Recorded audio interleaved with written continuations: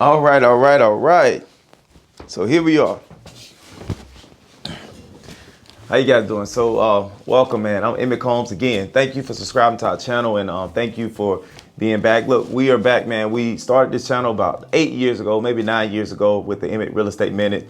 That was more so about getting into real estate, little short 1 minute snippets, and giving you tips about how to invest. And now we have grown. And so what I'm going to deliver for you today is our first short-term rental, right? How to like get into short-term rentals, creating that passive income through Airbnb. Now, some of you guys may know that we have a very lucrative short-term rental portfolio, and we only started 2.5 years ago with our short-term rental portfolio, and now we have 5 successful Airbnb units producing well over $30,000 every single month. And so if you are wanting to generate some passive income with your investments or get into short-term rental, then you have come to the right channel. So today I'm going to give you guys some tips about how to actually get started, how to identify the locations of where short-term rentals could be successful at, and what numbers you should be looking at. Right now, there's a lot of people who are looking for some subsidies for their income. A lot of people are getting burnt out with working the everyday jobs after the pandemic, and they need something to give them a sense of security in case their 9-to-5 does not work. All right. And so always when you're investing in real estate, right, you want to look at what problem that you are solving. A lot of people who are going into short-term rentals, well, they have cash flow problems. They want to generate more cash flow for their family on a month-to-month basis, and short-term rentals can be that. But right, we've heard all the news of people getting short-term rentals, Airbnbs, and they're not being successful. They're not able to get bookings. They get bad guests to come in their homes. The homes get terrorized. The guests will not leave. It's just some horror stories. But when you are considering investing in short-term rentals, a couple things you want to take, you want to make note for, right? One of the main things is, what is the driving factor? What is the driving demand? All right, and who will be your targeted guests? These things are important. One of the things that we sort of specialize in the short-term rental spectrum is that we more so cater to tourists. All right, tourists. We do have a lot of guests that are local, and but they're booking the Airbnbs for their family members or friends who are coming from out of town. And so what we normally like to do is create a vibe with our Airbnbs, right? We like to create a vibe. So there's a vibe, a sense of, uniqueness to our Airbnbs. And getting into it, right? The first thing you want to do is you want to get familiar with AirDNA. That's right, AirDNA. AirDNA, it will give you the data that you necessarily need. All right, and I'm gonna walk you through the mindset of when we purchased our first Airbnb or the first property and transitioned it into an Airbnb, because a lot of people go through this. It's mental. It's like very mental, disturbing when you are going to purchase your first Airbnb or investment and you want to use Airbnb and you just don't know how to go about doing it. And so when we purchased our first property, it is in a tourist destination. It's not so much in a resort. All right, so getting into your first property, the biggest mistake I see people making is they go and they get properties in a resort style community. It has a high HOA. Yes, there's a high demand, but there's also a lot of competition. So therefore, they're not able to get enough daily rental. They're not able to increase their daily rental rate or have the daily rental rate at the right amount for them to actually cash flow. So when there's a lot of competition, the daily rental amount actually declines, right? Because there's a lot of other competition in the same resort community. And because of that, a lot of people, Airbnbs or short-term rentals are not lucrative, right? They're not actually bringing in cash flow every single month. And that has been the biggest growing concern, especially with concerns such as insurance. Insurance have been on the rise. Also, the HOA have been rising, increasing every single year. All right, interest rates have been on the rise, therefore causing the debt service on those investments to be higher than normal, all right? And now therefore the cash flow is less, or some cases is no cash flow. And so you want to avoid some of the common mistakes, and you want to make sure that you understand exactly what you're getting into before you make that first purchase for Airbnb. All right, so determining factor, I go to AirDNA and I just want to understand exactly what the average nightly rental rates are. And so once I understand that, and then I will go to Airbnb and I will I will find some rentals in the actual neighborhood that I want to invest in, or I'm thinking about investing in. Once I identify that particular property and the nightly rate for that investment or that community, then I compare it to AirDNA. Where does this community line up in AirDNA, right? Does it line up at the top, meaning it's above average? Does it line up in the middle, right at average, or is it below the average nightly rate? And so, or the average day rates. So that is important to understand, because if you're acquiring a property and you're expecting it to be at, $300 per night, but you're only able to get $120 a night based on that neighborhood. Now, you may make the determining factor for purchasing the property, how much to put down, and deciding if your debt service, meaning your monthly payments, will be sufficient for the rental income, the expected rental income. And in most cases, it probably won't, right? And that's the difference. When you have people with Airbnbs, this is passive income for those individuals. And so you very rarely get a good discount on the property when a homeowner is making money from that investment, because they're not in a situation where they have to sell. It's like, if the price is right, I'll sell. But if the price isn't right, I'll just keep receiving the income. And so this is something that we have to consider. And so a lot of mistakes I see people making is that your first Airbnb or your first investment, you're going to buy another investment, right? Someone else's investment, meaning it's already operating as an Airbnb. First mistake.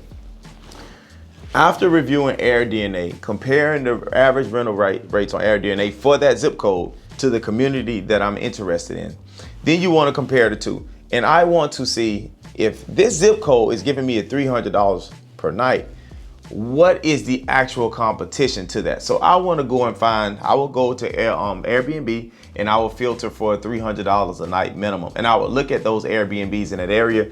And what does it look like? How can I compare the investment to these $300 a night or $250 and up a night Airbnbs? Is it the same bedrooms? Is it really upgraded? So I will look from that perspective. All right. And then once I determine, okay, $250 a night is probably more reasonable for me, even though there are properties in there that are going for $120 a night. And the reason being is that most cases you have neighborhoods that are outdated, and owners who have held that Airbnb for 10, 15, 20 years, and it still has the same layout. It still has the same design and the same cosmetic enhancements from 2000, and we're now in 2024. So this why you have to really understand what's going on. So my intention, if I'm a new investor, I want to buy an Airbnb that is not currently operating as an Airbnb. I want to find the best opportunity on cost. In most cases, a homeowner with delayed maintenance, right, deferred maintenance on their property is going to offer you the best opportunity to get discount deals on this opportunity. And once you're able to acquire that property in its current condition, and then you have the opportunity to actually renovate the property, right? Renovate it and upgrade it to the standard of the $250 to $300 a night Airbnb. That's what's going to give you the better opportunity to cash flow. Some people say, well, I may not have the money to renovate the particular property.